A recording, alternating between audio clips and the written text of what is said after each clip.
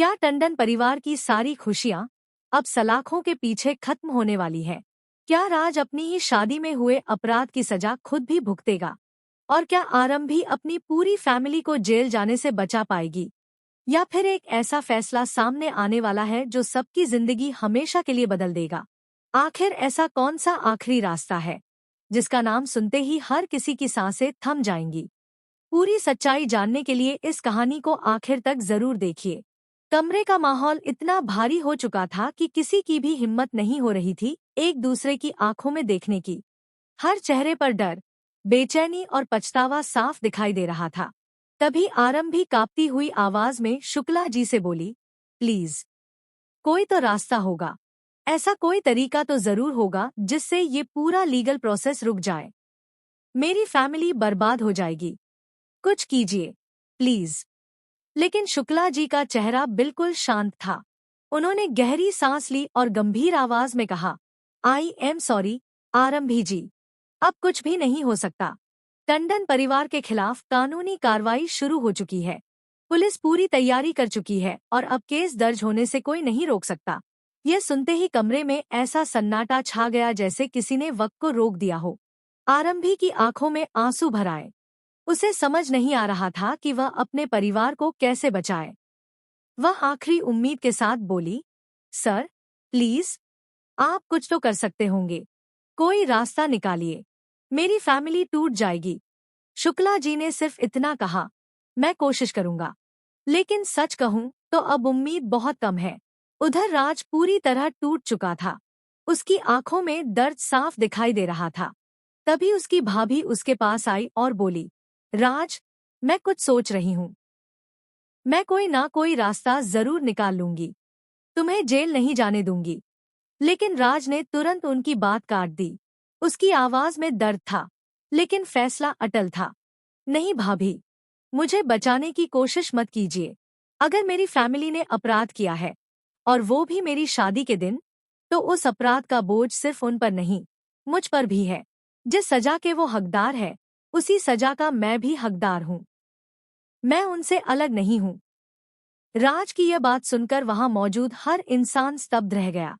किसी को उम्मीद नहीं थी कि वह खुद अपने लिए सजा की मांग करेगा। लेकिन तभी टंडन परिवार के कुछ सदस्य गुस्से में आगे आए। उनमें से एक ने ऊंची आवाज में कहा, हमने कोई अपराध नहीं किया है। दहेज मांगना कहाँ साबित हुआ? लड़की वालों ने खुद अपनी मर्जी से पैसे दिए थे। हमने किसी पर दबाव नहीं बनाया। दूसरे सदस्य ने भी तुरंत उनका साथ दिया। बिल्कुल सही कहा। हम निर्दोष हैं। हमें बेवजह फंसाया जा रहा है। उनके चेहरे पर जरा भी शर्म या पछतावा नहीं था। ऐसा लग रहा था जैसे उन्हें अब भी यकीन हो कि उन्होंने कुछ गलत नहीं किया। उनकी बातें सुनकर आरंभी का गुस्सा फूट पड़ा। उसने कांपती हुई आवाज में कहा, क्या आप लोग खुद की बातें सुन रहे हैं? आज भी आपको अपने किए पर कोई पछतावा नहीं है। आज भी आपको लगता है कि गलती आपकी नहीं, बल्कि नायरा के माता पिता की है। यही आपकी सबसे बड़ी भूल है। कमरे में मौजूद हर व्यक्ति चुप था। किसी के पास आरंभी की बात का जवाब नहीं था। राज ने धीरे से अपने परिवार की तरफ देखा। उसकी आंखों में निराशा थी। वह बोला, आज मुझे समझ आ गया कि सबसे बड़ा अपराध सिर्फ कानून तोड़ना नहीं होता, बल्कि अपनी गलती मानने से इनकार करना भी होता है। अगर इंसान अपने किए पर शर्मिंदा ही न हो, तो फिर उसे कोई नहीं बचा सकता। इतना कहते ही राज की आंखों से आंसू निकल पड़े। उसने भारी आवाज में कहा, इस परिवार की हर खुशी में मैं शामिल रहा हूँ। इनकी हर सफलता पर मैंने गर्व किया है। लेकिन अगर आज यही परिवार गलत साबित हुआ है, तो उसकी सजा से मैं कैसे भाग सकता हूँ? मैं भी उसी परिवार का हिस्सा हूँ। इसलिए जो सजा इन्हें मिलेगी, वही सजा मुझे भी स्वीकार है। राज की यह बात सुनते ही उसकी भाभी रो पड़ी। उसने राज का हाथ पकड़ लिया और बोली, तुम ऐसा मत कहो। तुमने कुछ गलत नहीं किया। तुम्हें खुद को दोष देने की जरूरत नहीं है। लेकिन राज ने धीरे से अपना हाथ छुड़ाया और कहा, भाभी, प्लीज, अब मुझे बचाने की कोशिश मत कीजिए। अगर मैं आज सच से भाग गया, तो जिंदगी भर खुद की नजरों में गिर जाऊंगा। राज की बातें सुनकर पूरे कमरे में भावनाओं का तूफान उमड़ पड़ा। लेकिन इसी बीच एक और चेहरा गुस्से से लाल हो चुका था। वह थी नायरा। उसने सीधे आरंभी की तरफ देखा और तीखी आवाज में कहा, मुझे पहले से शक था कि तुम्हें इस सब की जानकारी थी। क्या तुमने ही पुलिस को खबर दी थी? सच सच बताओ। अगर मुझे जरा भी यकीन हो गया कि इसके पीछे तुम्हारा हाथ है, तो याद रखना, मैं तुम्हें कभी माफ नहीं करूंगी। नायरा की यह धमकी सुनकर पूरा माहौल और ज्यादा तनावपूर्ण हो गया। सभी की निगाहें अब आरंभी पर टिक गई। क्या वह सच बताएगी? क्या उसके पास कोई ऐसा राज है जो पूरे मामले की दिशा बदल सकता है? या फिर यह आरोप सिर्फ गुस्से में लगाया गया है? किसी को कुछ समझ नहीं आ रहा था। तभी आरंभी ने कांपती हुई आवाज में फिर से शुक्ला जी की तरफ देखा और लगभग हाथ जोड़ते हुए बोली, सर, प्लीज, एक बार फिर सोचिए। कोई ऐसा तरीका बताइए जिससे मैं अपनी पूरी फैमिली को जेल जाने से बचा सकूं। मैं कुछ भी करने के लिए तैयार हूं। शुक्ला जी कुछ पल तक खामोश रहे। उनके चेहरे के भाव अचानक बदल गए। उन्होंने चारों तरफ देखा, जैसे ये तय कर रहे हों कि जो बात वह बताने वाले हैं, उसे सबके सामने कहना सही होगा या नहीं। फिर उन्होंने धीमी लेकिन बेहद गंभीर आवाज में कहा, आरंभी जी, एक रास्ता है, लेकिन उस रास्ते पर चलना इतना आसान नहीं होगा। उसकी कीमत बहुत बड़ी होगी। बस इतना सुनते ही कमरे में मौजूद हर व्यक्ति की धड़कनें तेज हो गई। आखिर वह कौन सा आखिरी रास्ता था जो पूरे टंडन परिवार की किस्मत बदल सकता था? Hush hush. शुक्ला जी के मुंह से, एक रास्ता है, सुनते ही पूरे कमरे में ऐसा सन्नाटा छा गया, मानो हर किसी की सांसें थम गई हों। सभी की निगाहें सिर्फ उन्हीं पर टिक गई। आरंभी की आंखों में फिर से उम्मीद की एक हल्की सी किरण दिखाई दी। वह तुरंत उनके सामने आकर बोली, सर, प्लीज, चाहे जो भी करना पड़े, मैं करने के लिए तैयार हूँ। बस मेरी फैमिली को जेल जाने से बचा लीजिए। शुक्ला जी ने उसकी ओर गंभीर नजरों से देखा और धीमी आवाज में कहा, आरंभी जी, ये रास्ता आसान नहीं है। अगर आपने इसे चुना, तो हो सकता है कि आपकी पूरी जिंदगी बदल जाए। आपको ऐसा फैसला लेना पड़ेगा जिसका बोझ आप जिंदगी भर उठाएंगी। इसलिए सोच समझकर जवाब दीजिए। यह सुनते ही वहां मौजूद हर व्यक्ति बेचैन हो उठा। किसी को समझ नहीं आ रहा था कि आखिर ऐसा कौन सा फैसला है जो कानून की दिशा भी बदल सकता है और पूरे परिवार की किस्मत भी। आरंभी ने बिना एक पल गवाए जवाब दिया, अगर मेरी एक कुर्बानी से मेरा परिवार बच सकता है, तो मैं पीछे नहीं हटूंगी। मुझे अपनी नहीं, अपने परिवार की चिंता है। उसकी आंखों से लगातार आंसू बह रहे थे, लेकिन उसकी आवाज में डर से ज्यादा हिम्मत थी। दूसरी तरफ राज यह सब चुपचाप सुन रहा था। उसके मन में एक अजीब सी बेचैनी थी। उसे लग रहा था कि आरंभी अपने परिवार को बचाने के लिए कोई बहुत बड़ी गलती करने जा रही है।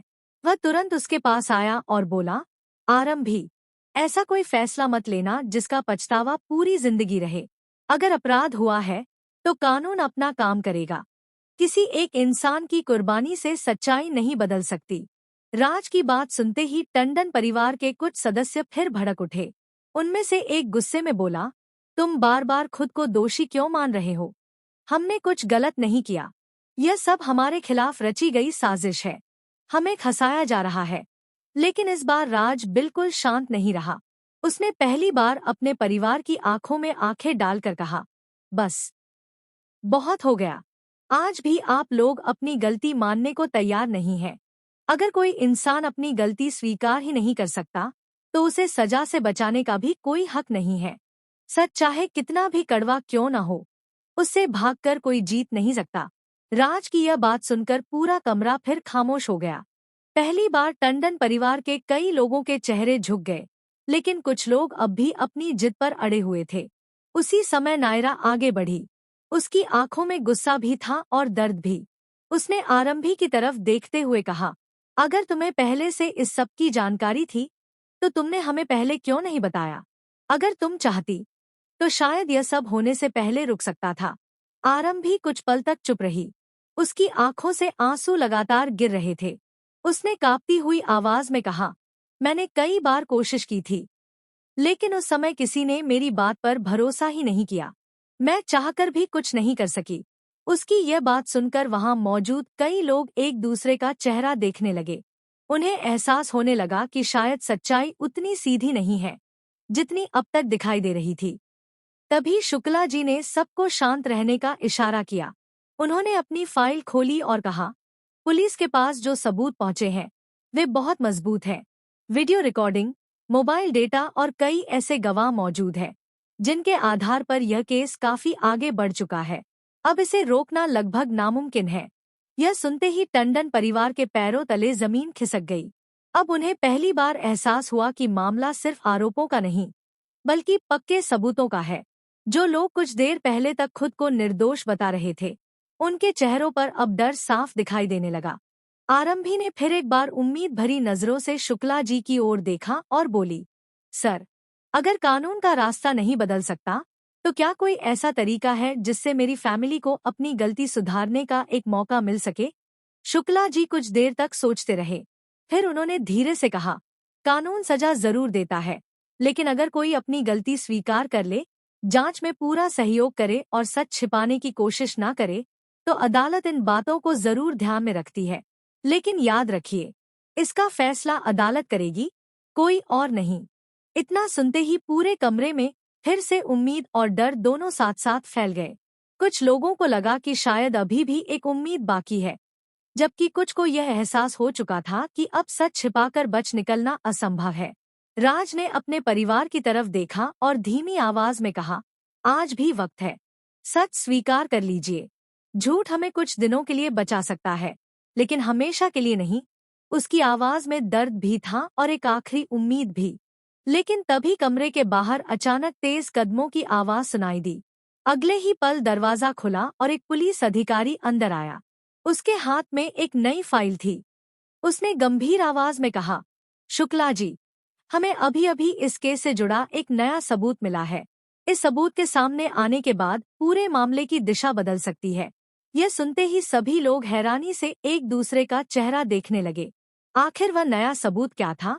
क्या वह टंडन परिवार को पूरी तरह दोषी साबित कर देगा, या फिर किसी ऐसे इंसान का नाम सामने आएगा जिसके बारे में किसी ने कभी सोचा भी नहीं था? कमरे में मौजूद हर व्यक्ति की धड़कनें तेज हो चुकी थी। अब हर किसी को सिर्फ उसी फाइल के खुलने का इंतजार था, क्योंकि उसके अंदर छिपा सच कई रिश्तों को हमेशा के लिए बदलने वाला था। और यहीं से कहानी एक ऐसे मोड़ पर पहुंच गई जहां हर अगला पल पहले से ज्यादा खतरनाक, रहस्यमय और चौंकाने वाला साबित होने वाला था।